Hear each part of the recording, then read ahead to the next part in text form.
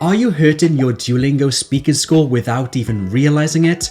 There is a big chance that you are, because recently I asked 100 of my VIP members to do some speaking practice with me, and I noticed some common but avoidable mistakes that are seriously hurting their scores. And these mistakes could be hurting your speaking scores too. So in today's video, I'm going to show you 3 speaking answers from my VIP students. I'll show you what they did well, what they did wrong, and most importantly, how to fix these mistakes so you can actually improve your speaking score. Let's start with my first student. His name is Ruzgar from Turkey, and this is his answer for this speaking question. One of my biggest passions is sailing. I have been sailing for 10 years, and it has become an important part of my life. Sailing is a team sport, and I train and compete with my teammates. We we work together, support each other, and push our limits to achieve the best results. Sailing is important to me because it has shaped my career. I have won many significant awards, including the Turkish Championship, which is one of my greatest achievements. It has taught me discipline and teamwork, which are valuable skills in life. Yes, that's my speaking. Okay, cool. Okay, so Ruzgar is clearly very confident in his English. He knows what he wants to say, and his answer is very clear. It's also very interesting.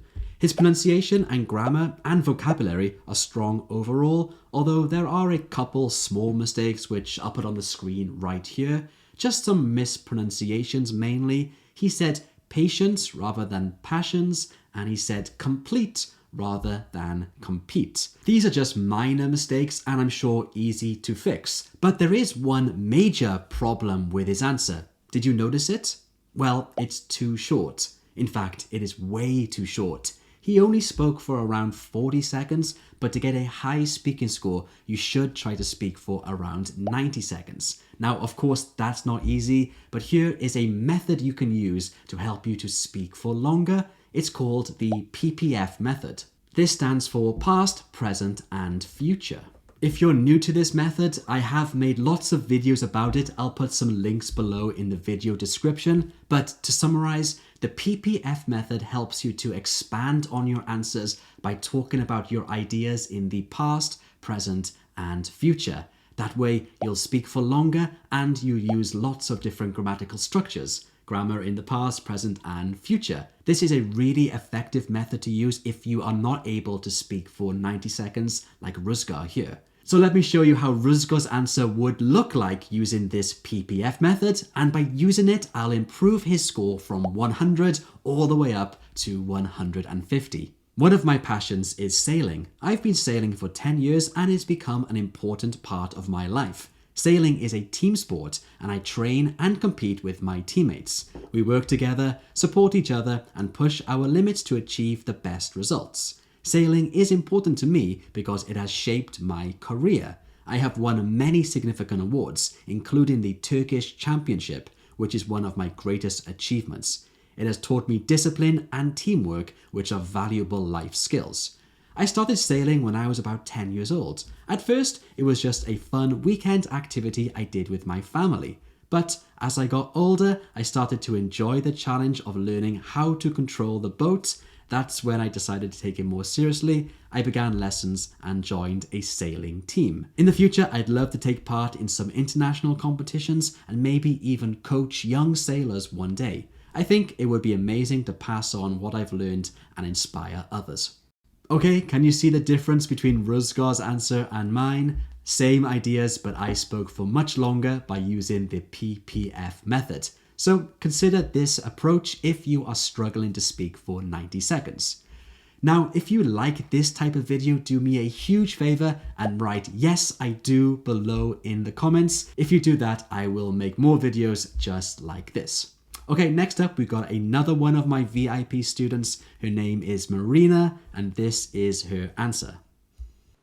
Okay, in my opinion, the parks are very important for people in the city because it's a place where people go to feel relaxed, and the majority of them offer very things that people can use in their different age, from children to adults. And um, sometimes some park can offer playground, places where people can bike. And for example, in the city where I live, the Central Park have always church and green places where people can take seat and enjoy all the day. And in my opinion, the people looks in these places a great place where they feel relaxing. So the best way to know what the people like to find in this place is, for example, doing a survey or an interview, and people like express what they like, or what they prefer. So Yeah, great. Great. So Marina's answer actually covers all parts of the question, and that's really important to do. She talks about the importance of parks, who uses them, and what they offer, and she even discussed how to improve them. She also spoke for close to 90 seconds, which is great. But there are a few things that could be improved. First, we have fluency. So there were quite a few repeated words and filler sounds. Words like and what. These types of things do bring your score down. I checked their WPM using an AI tool, and her WPM, which means words per minute, was a little bit slow. It was 97. A good WPM is between 110 to 160. So Marina should try to speak a little bit more confidently to reduce those filler words. Usually we'll use fillers like ums when we are not sure what to speak about. So the more practice you have with the Duolingo speaking questions, the more confident you will feel. That's the main issue, but there were also some vocabulary and grammar mistakes, so let's look at those quickly. One of the mistakes she made is, she said, very things that people can use in their different age. She probably meant various things for people of all ages. Some small grammar issues. Some park can offer. This should be some parks can offer. The people looks should be people look. She also said take seat and enjoy. What she meant to say is sit down and enjoy, or sit down and relax. So let's clean up her answer now, try to speak more fluently and reduce some small grammar mistakes, and I'll take her score from about 90 all the way up to 120 plus. In my opinion, parks are very important for people in the city because they are places where people can go to feel relaxed. Most of them offer various things that people of different ages can enjoy, from children to adults. Sometimes parks have playgrounds or areas where people can ride bikes. For example, in the city where I live, the Central Park has a church and green spaces where people can sit and enjoy the entire day. In my opinion, people see these places as great spaces to relax and unwind. Parks also give people a chance to connect with nature, especially in big cities where life is often busy and stressful. They are also great for physical activity like walking or jogging, which helps people stay healthy. The best way to find out what people want in a park is by doing a survey or interview. That way, people can express what they like or prefer. That was Marina's answer, but spoken without all of the hesitations, and I fixed a few of the grammatical mistakes. Marina, if you could speak like that, then you could easily get 120 or above. So keep on practicing. And if you need to practice for the Duolingo English test, head over to practice.detready.com. This is my practice platform, and we have thousands and thousands of sample questions for you to practice with. Okay, now moving on to student number 3. This is Lena. She's in my VIP group, and this is her speaking answer. Okay, when you're ready. Okay. Yes. one of my favorite hobbies is dancing because I really feel relaxed when I dance, especially with salsa genre because it's a complete genre in the music, because it's instrumental as well as you can dance with all your body.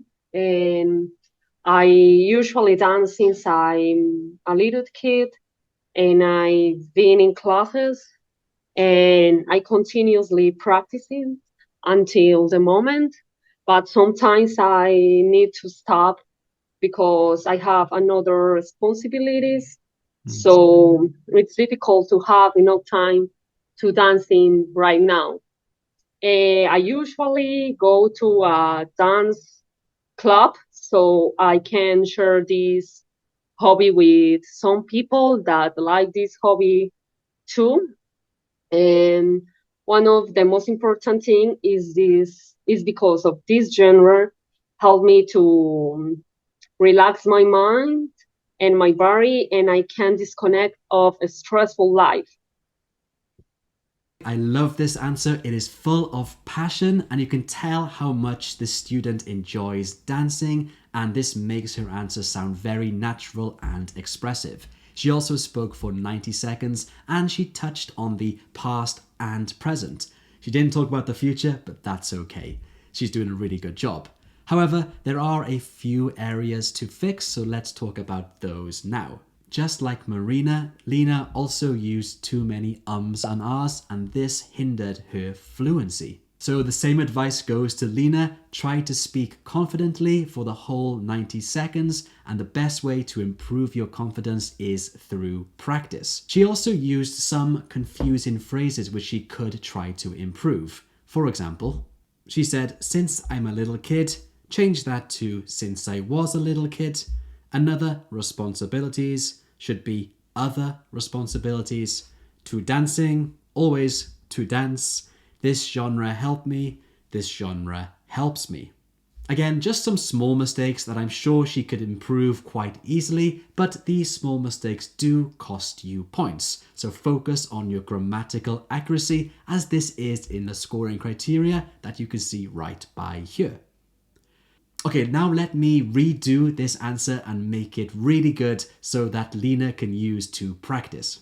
Yes, one of my favorite hobbies is dancing because I feel very relaxed when I dance, especially to salsa music. It's a very expressive and rhythmic genre, and the music is often instrumental. You can dance using your whole body, which makes it even more fun and engaging. I've been dancing since I was a little kid. I've taken classes and practiced regularly, although sometimes I have to stop because I have other responsibilities. That makes it hard to find enough time. Right now, I usually go to a dance club near my house where I can share this hobby with other people who enjoy it too. It's a great way to meet new people and be part of a community with similar interests. One of the most important things about this genre is that it helps me to relax both my mind and body. Dancing allows me to disconnect from the stress of everyday life, and I always feel better afterwards. I hope I can keep dancing for many years to come. So if Lena was able to improve her fluency slightly and fix some small mistakes, using her answer, she could easily hit 125 or more on the Duolingo test. So keep it up, keep practicing, and trying to fix these small little mistakes. So what can we learn from these three answers? Basically, even if your ideas are strong, making small grammatical mistakes, having too many hesitations like ums and ahs, and not speaking for long enough will really affect your score. So try to avoid those three things. I know, easier said than done, but if you want to improve your score, that's what you need to do. And if you would like to join me in my VIP program where you get live lessons from me, full DET courses, and access to my AI-powered practice platform, then you can click the link below in the video description. I'd love to see you there and help you to improve your score.